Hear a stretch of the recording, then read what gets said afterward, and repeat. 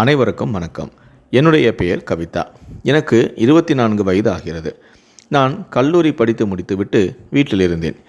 எங்கள் வீட்டில் நானும் அம்மாவும் மட்டும்தான். அப்பா கிடையாது. நாங்கள் சிறு வயதிலேயே கஷ்டப்பட்டு தான் குடும்பத்தை நடத்தி வருகின்றோம். எங்களுக்கு சொந்தம் இருந்தாலும் ஆனால் அவர்களெல்லாம் எங்களை கண்டு கொள்வதே கிடையாது. இப்படி இருக்க என் அம்மா எனக்கு திருமணம் செய்து பார்க்க வேண்டும் என்று ஆசைப்பட்டு புரோக்கரிடம் எனது ஃபோட்டோவையும் கொடுத்தார். இப்படி இருக்க புரோக்கரும் பக்கத்து கிராமத்தில் ஒரு மாப்பிள்ளை உள்ளது, அவருடைய பெயர் பிரதாப் என்றும், அவருக்கு அப்பா அம்மா இருவருமே கிடையாது, ஆனால் அவருக்கு சொந்த வீடு மற்றும் விவசாய நிலங்கள் எல்லாமே உள்ளது என்றும் கூறினார். அவர் அங்கேதான் அந்த விவசாய நிலத்தை வைத்து விவசாயம் செய்து கொண்டிருக்கிறார் என்றும் கூறினார். இப்படி இருக்க என்னிடம் அவருடைய சொந்தங்கள் எல்லாம் சேர்ந்து ஒரு பெண் இருந்தால் பாருங்கள் என்று புரோக்கரிடம் கூறியதால் அவரும் கவிதாவுடைய அம்மாவிடம் இதை பற்றியும் கூறியிருக்கிறார். பிறகு இருவருக்கும் ஜாதகம் பார்த்து பொருத்தங்கள் சரியாக இருக்கவே திருமண ஏற்பாடுகளும் நடந்து திருமண வாழ்க்கையும் ஆரம்பமானது. இப்படி இருக்க கவிதாவும் பிரதாப்பும் மிகவும் சந்தோஷமாக வாழ்ந்து வந்தனர். திருமணமான பின்பு அவர் கவிதாவை மிகவும் காதலித்தார். இப்படி இருக்க அந்த காதலுக்கு இலக்கணமாய் ஒரு குழந்தையும் பிறந்தது. அந்த குழந்தைக்கு ரோஷினி என்ற பெயரும் இட்டார்கள். இப்படி இருக்க இவருடைய வாழ்க்கை சந்தோஷமாக போய்கொண்டிருக்க பிரதாப்பிற்கு தன் விவசாயத்தில் நஷ்டம் ஏற்பட்டதால் அக்கம் பக்கத்தில் நிறைய கடனை வாங்கி செலவு செய்யவும் ஆரம்பித்தார். அந்த பணத்தில் சிலவற்றை மீண்டும் விவசாயத்தில் போட்டும் அவருக்கு சுத்தமாக லாபம் எதுவும் கிடைக்கவில்லை. அதனால் மீண்டும் அவருக்கு அதிக கடனும் ஆனது. இப்படி இருக்க கடன்காரர்கள் வீட்டில் நிற்பது, தன் மனைவி மற்றும் மகள் முன்பு தன்னை தவறான கோணத்தில் திட்டுவது என இருந்தார்கள். இதை தாங்க முடியாத பிரதாப் ஒரு கட்டத்தில் மன அழுத்தம் அதிகமான காரணத்தினால் தன் வீட்டிலேயே தூக்கு போட்டு இறந்தும் போனார். பிரதாப் இறந்தபோது ரோஷினிக்கு 13 வயதுதான் ஆகிறது. அவர் இறந்து போகும்போது ரோஷினி வயதிற்கும் வந்துவிட்டாள். பிறகு குடும்பத்தை வழிநடத்தும் சுமை கவிதாவின் தலையில் விழுந்தது. அவள் வேலைக்கு போகும் பணத்தில் தன் மகளுக்கு மட்டுமே சாப்பாடு போட்டாலே தவிர அவளால் தன் கணவன் வாங்கி வைத்த கடன் தொகையை அடைக்க முடியவில்லை. பிரதாப் வாங்கி வைத்த கடன் தொகை மொத்தம் 15 லட்சத்திற்கு மேல் உள்ளது. அப்படி இருந்தும் கவிதா தன் சம்பாதிப்பதில் தன்னால் எவ்வளவு கடனை அடைக்க முடிகிறதோ அவ்வளவுதான் அவள் கொடுத்து வந்தாள். அன்பு கணவனுக்காக அடைக்கவும் முயற்சி செய்தாள். ஆனாலும் அவளால் கடன் முழுமையாக அடைக்க முடியவில்லை. பிரதாப்பிடம் கடன் கொடுத்தவர்கள் மொத்தம் 5 பேர் உள்ளார்கள். அவர்களில் 2-3 பேர் சரி கணவன் இல்லாமல் கடனை அடைக்கிறாள் என அவள் கொடுக்கும்போது வாங்கியும் கொள்வார்கள். ஆனால் சில பேரோ எவ்வளவுதான் கஷ்டத்தை சொன்னாலும் என் பணம் வேண்டுமென்று ஒற்றை காலில் நிற்பார்கள். அதில் என் கணவன் குறிப்பாக சிவனேசன் என்று ஒருவரிடம் 10 லட்சத்திற்கு மேல் கடன் வாங்கியும் உள்ளார். அவர் அதே கிராமத்தை சேர்ந்தவர். அவருக்கு வயது 58. அவருக்கும் திருமணமாகிவிட்டது. அவருடைய மனைவி மற்றும் ஒரு மகன் மகள் ஆகியோர் டவுனில் இருக்கிறார்கள். இவர் மட்டும் தன் தொழிலுக்காக இந்த கிராமத்திலேயே தங்கியும் உள்ளார். அவர் அந்த கிராமத்தில் செல்வாக்கு நிறைந்த ஆளாகவும் இருந்தார். அவருக்கு சொத்து பத்துக்களும் ஊரில் நிறைய உள்ளது. அவர் கொடுத்த கடனை திரும்ப வாங்குவதற்காக கவிதா வீட்டிற்கு அடிக்கடி போவதும் வருவதும் என்றும் இருந்தார். இப்படி இருக்க கவிதா எவ்வளவோ வேலைக்கு சென்று கடனை அடைக்க முயற்சித்தும் அவளால் முடியவில்லை. இப்படி இருக்க கவிதா நம்மால் எவ்வளவு முயன்றாலும் இந்த கடனை அடைக்க முடியாது என்றும் நினைத்தாள். இப்படி இருக்கதான் சிவனேசனுக்கும் கவிதாவின் மேல் ஒரு தனிப்பட்ட ஆசையும் இருந்தது. சிவனேசன் கவிதாவின் வீட்டிற்கு போகும்போதெல்லாம் கவிதாவின் அழகை பார்த்து ரசித்து கொண்டே இருப்பான். இப்படி இருக்க கவிதா சிவனேசன் நம்மையில் ஆசைப்படுகிறார், அவருடன் நாம் தனிமையில் இருந்தால் நாம் கொடுக்க வேண்டிய பணத்தை அவர் திருப்பி கேட்க மாட்டான், நாமும் குடும்பத்தை எந்த பிரச்சனையும் இல்லாமல் சமாளிக்கலாம், இந்த கடன் தொல்லையில் இருந்தும் எப்படியாவது தப்பித்து விடலாம் என முடிவு செய்து சிவனேசனுடன் கவிதா தனிமையில் இருக்கவும் முடிவு செய்தாள். இப்படி இருக்க சிவனேசன் போகும்போதும் வரும்போதெல்லாம் அவருடன் சிரித்து பேசுவது போன்ற நடவடிக்கைகளை கொண்டு ஒரு கட்டத்தில் இருவரும் தனிமையில் இருக்கவும் ஆரம்பித்தனர். சிவனேசனும் அடிக்கடி கவிதா வீட்டிற்கு போவதும் வருவதும் தனிமையில் இருப்பதும் இப்படி இருந்தான். கவிதாவின் வீடு அந்த கிராமத்தினுடைய கடைசியில் தனியாக இருந்தது. கவிதா தன் மகளான ரோஷினி பள்ளிக்கு சென்றதும் சிவனேசனை வரவழைத்து அவருடன் தனிமையில் இருந்தும் வந்தாள். அது மட்டுமில்லாமல் அவரிடம் மேற்கொண்டு பணத்தையும் வாங்கவும் ஆரம்பித்தாள்.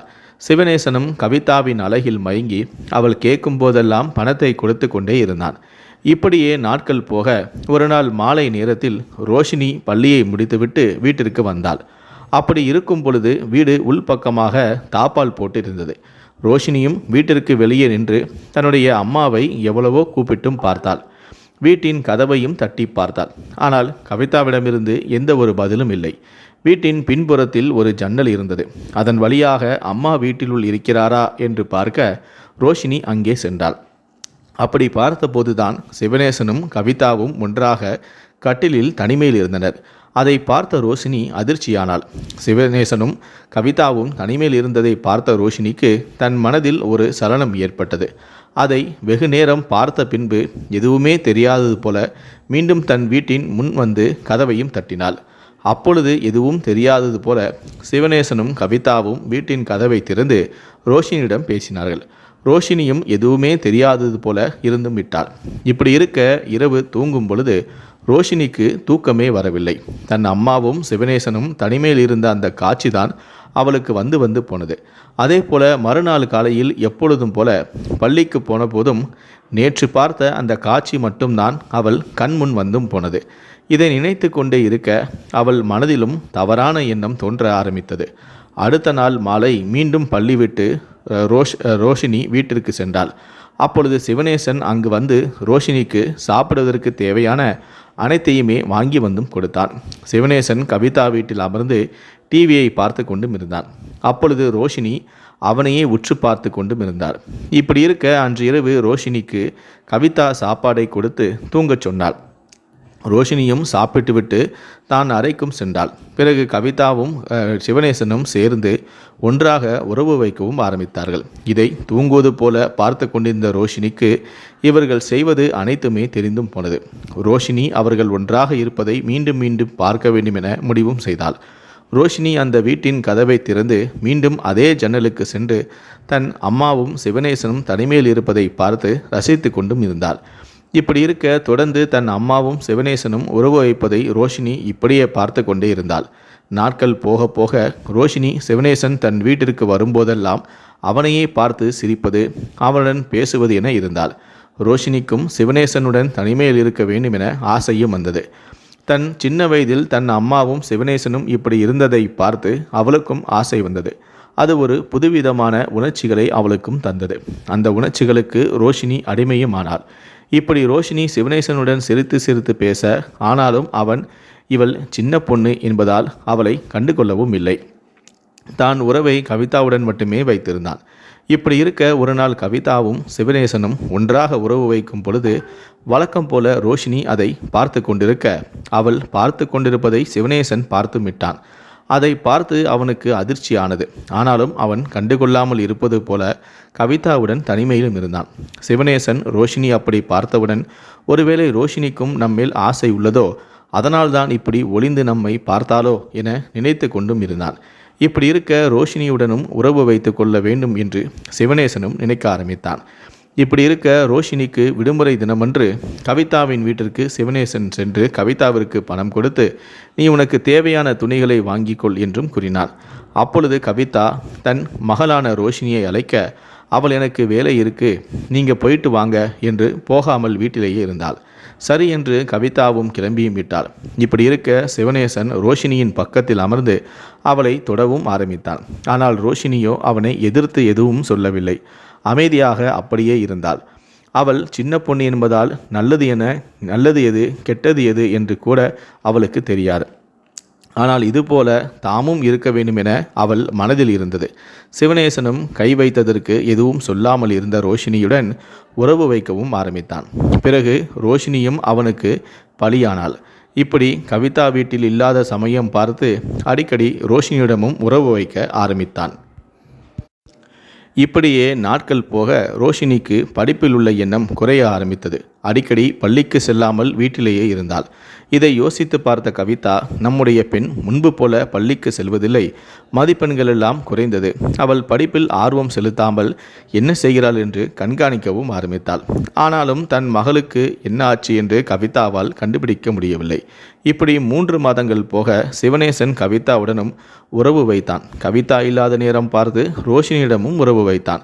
இப்படி இருக்க ஒரு நாள் சிவனேசன் வழக்கம் போல எனக்கு கறி சமைத்து கொடு என்று பணம் கொடுத்து அதற்கு தேவையான பொருட்கள் எல்லாம் கவிதாவை வாங்கி வரவும் சொன்னான். அவளும் சரி என்று சொல்லிவிட்டு வீட்டிலிருந்து கிளம்பி சென்றாள். அவள் சென்றதுமே வழக்கம் போல சிவனேசன் ரோஷினியிடம் உறவு வைக்க ஆரம்பித்தான். கடைக்கு சென்ற கவிதா கைப்பையை மறக்க அதை எடுப்பதற்காக மீண்டும் வீட்டிற்கு சென்றாள். அப்பொழுது சிவனேசனும் ரோஷினியையும் தன் அறையில் ஒன்றாக இருப்பதை பார்த்து அதிர்ச்சி அடைந்தாள். உடனே அந்த அறைக்கு சென்று சிவனேசனை திட்டவும் ஆரம்பித்தாள். அவனை அந்த வீட்டிலிருந்து வெளியே போகவும் சொன்னாள். உடனே கவிதா இப்படி பேசியதை கண்டு கோபப்பட்ட சிவனேசன் அந்த வீட்டிலிருந்து வெளியேயும் சென்றான். உடனே தன் மகளை பார்த்து, உனக்கு என்ன ஆச்சு? அவன் இப்படி எப்படி உன்னை செய்யும் பொழுது நீ என்னிடம் சொல்ல வேண்டியது தானே என்று அழுது கொண்டே தன் மகளிடம் கேட்டாள். இப்படி இருக்க ரோஷினி எதுவுமே சொல்லாமல் நின்று கொண்டிருந்தாள். இப்படியே ஒரு வாரம் கழிந்து சிவனேசன் மீண்டும் கவிதாவின் வீட்டிற்கு வந்தான். நான் இதுவரைக்கும் உனக்கு 12 லட்சம் பணம் கொடுத்துள்ளேன், அதை எனக்கு திரும்ப கொடு, நான் அந்த வீட்டிற்கே வரமாட்டேன் என்றும் கூறினான்.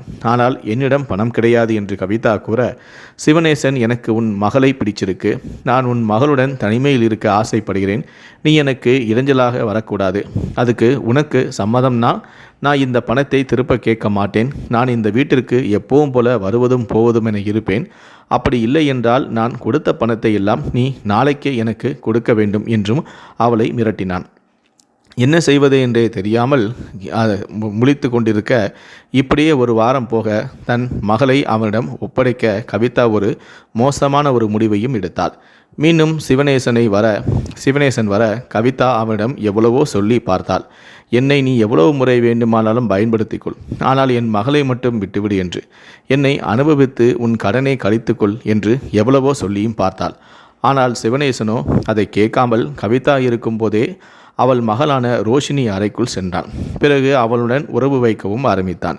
இப்படி இருக்க ரோஷினியிடம் போக போக அவன் மிருகத்தனமாக நடக்கவும் ஆரம்பித்தான். இதை ரோஷினி விரும்பாததால் அவளை வற்புறுத்தி இப்படி செய்யவும் ஆரம்பித்தான். இப்படி இருக்க கவிதாவையும் ரோஷினியையும் அதிகமாக டார்ச்சர் செய்யவும் ஆரம்பித்தான். இந்த டார்ச்சரை அவர்களால் தாங்க முடியவில்லை. பிறகு இருவரும் ஒன்று சேர்ந்து முடிவு எடுத்து இதிலிருந்து வெளியே வர நாம் தான் ஏதாவது செய்ய வேண்டும் எனவும், காவல் நிலையத்திற்கு சென்றால் கண்டிப்பாக சிவனேசன் பணம் கொடுத்து அதை சரி செய்து விடுவான், அப்படி இல்லை என்றால் உன்னை இப்படி செய்ததற்கு என்னையும் ஜெயிலுக்கு அனுப்பி விடுவார்கள், இதுக்கு ஒரே வழி தான் உள்ளது, நாம் இருவரும் சேர்ந்து அவனை கொலை செய்து விடலாம், அப்படி செய்தால் மட்டும்தான் நாம் அவனிடம் கொடுக்க வேண்டிய பணத்தையும் கொடுக்காமல் தப்பிக்கலாம், இவனுடைய இந்த டார்ச்சரும் நமக்கு இருக்காது என்று அம்மா மகள் இருவருமே சேர்ந்து பேசி சிவனேசனை கொலை செய்ய முடிவும் செய்தார்கள். இப்படி இருக்க எப்பவும் போல சிவனேசன் கவிதாவின் வீட்டிற்கு சென்றான். அப்பொழுது கவிதா சிவனேசன் வரும்போது அவன் தலையில் ஒரு கம்பியை எடுத்து பலமாக தாக்கினாள். அவன் அங்கேயே மயங்கி விழுந்தான். பிறகு ரோஷினியும் கவிதாவும் சேர்ந்து ஒரு துணியை எடுத்து அவன் கழுத்தை நெரித்து கொலையும் செய்தனர். இப்படி இருக்க சிவனேசனின் பிணத்தை அங்கிருந்து எப்படியாவது எடுத்துச் செல்ல வேண்டும் என மிகவும் கஷ்டப்பட்டு எடுத்துச் சென்று பக்கத்தில் உள்ள ஒரு குளத்தில் போட்டும் விட்டார்கள். இப்படி இருக்க விடியற்காலையில் அந்த வழியாக சென்ற ஒருவர் சிவனேசனின் பிணத்தை பார்த்து அதிர்ச்சியும் அடைந்தார். பின்பு இது காவல்துறைக்கு தெரிவிக்கப்பட்டது. பிறகு காவலர்கள் எல்லா கோலத்திலும் விசாரிக்க ஆரம்பித்தனர். இப்படி இருக்க ஊரில் உள்ள சிலர்கள், சிவனேசனிற்கும் கவிதாவிற்கும் பழக்கம் உள்ளது, அவன் அடிக்கடி அந்த வீட்டிற்கு சென்று வருவான் என்று ஊர் மக்கள் அனைவருமே சொன்னார்கள். உடனே அவர்கள் கவிதாவின் வீட்டிற்கு சென்று கவிதாவை விசாரிக்க ஆரம்பித்தார்கள். கவிதா அவர்கள் சொல்வதெல்லாம் உண்மைதான், அவருக்கும் எனக்கும் பழக்கம் இருந்தது உண்மைதான், ஆனால் அவர் இறந்து போனதற்கும் எனக்கும் எந்த சம்பந்தமும் கிடையாது என்றும் கூறினார். அதை கேட்ட காவலர்களும் கவிதாவை விட்டு சென்று விட்டார்கள். பிறகு அவருடைய ஃபோன் எங்கு இருந்தது என ஆராய்ந்து பார்க்கும்போது அது கடைசியாக கவிதாவின் வீட்டில்தான் இருந்தது. அது போலவே கவிதாவிற்கு தான் கடைசியாக ஃபோனும் செய்திருந்தான். இதெல்லாம் வைத்து பார்த்து மீண்டும் கவிதாவை கைதும் செய்தனர். ஆனாலும் கவிதா உண்மையை சொல்லவே இல்லை. பிறகு ரோஷினியை விசாரித்த போது ரோஷினி சிறிய பெண் என்பதால் அவள் பயந்து அழுது கொண்டே உண்மை அனைத்தையும் சொன்னாள். தனக்கும் தன் அம்மாவிற்கும் நடந்த கொடுமைகள் அனைத்தையுமே அவளிடம் கூறினாள். ரோஷினி உண்மையை சொன்னதால் கவிதாவும் வேறு வழி இல்லாமல் அந்த உண்மையை ஒப்பும் கொண்டாள். இப்படி இருக்க காவலர்கள் அவர்களை சிறையில் அனுப்பினார்கள். சிவனேசன் ஒரு சின்ன பெண் என்பதை மனதில் வைத்து கொள்ளாமல் நஞ்சை விதைத்தது, அவளை நாசம் செய்ததால் கவிதாவிற்கு குறைந்தபட்சம் தண்டனையாக 3 வருட சிறை தண்டனை மட்டுமே வழங்கப்பட்டது. இந்த அனைத்து தப்புக்கும் காரணம் கவிதா தான். தன் மகளுக்கு எவ்வளவு சொல்லி கொடுத்து வளர்த்தாலும் அவர்கள் தன் பெற்றோரை பார்த்துதான் வளர்வார்கள். அம்மாவாக இருந்தாலும் அப்பாவாக இருந்தாலும் அவர்கள் எப்படி பேசுகிறார்கள், இந்த சமூகத்தில் எப்படி நடந்து கொள்கிறார்கள் என்று பார்த்துதான் ஒவ்வொரு குழந்தைகளும் தன் வாழ்க்கையை அமைத்தும் கொள்வார்கள். அதுபோலதான் ரோஷினியும் தன் அம்மா இப்படி இருப்பதை பார்த்து தன் அறியாத வயதில் மனதில் இது போன்ற ஆசையை வைத்தும் கொண்டார். எது சரி எது தப்பு என தெரிந்து கொள்ளும் வயதும் கிடையாது. தன் மனதில் தவறான ஆசைகளை விதைத்து அவளும் வழிமாறி சென்றாள். அதுபோல ஒரு வீட்டில் ஆண் இல்லை என்றால் பெண்களுக்கு உள்ள பாதுகாப்பும் குறைந்து போகிறது. நிறைய பேர் இப்படி நடந்து கொள்ள நினைக்கிறார்கள். இதிலிருந்து நாம் தான் தப்பித்து சரியான முறையில் நடக்கவும் வேண்டும். கவிதாவின் கணவன் வாங்கிய கடன்தான் கவிதாவிற்கும் என்ன செய்வது என்று தெரியாமல் தவறான வழியில் போக வேண்டிய சூழ்நிலையையும் உண்டாக்கியது. இந்த வீடியோவை பற்றிய உங்களுடைய கருத்துக்கள் என்ன அப்படிங்கிறத கீழே இருக்கக்கூடிய கமெண்ட் செக்ஷனில் மறக்காமல் சொல்லுங்கள். முடிந்த அளவுக்கு இந்த வீடியோவை மற்றவங்களுக்கும் ஷேர் பண்ணுங்கள். நன்றி, வணக்கம்.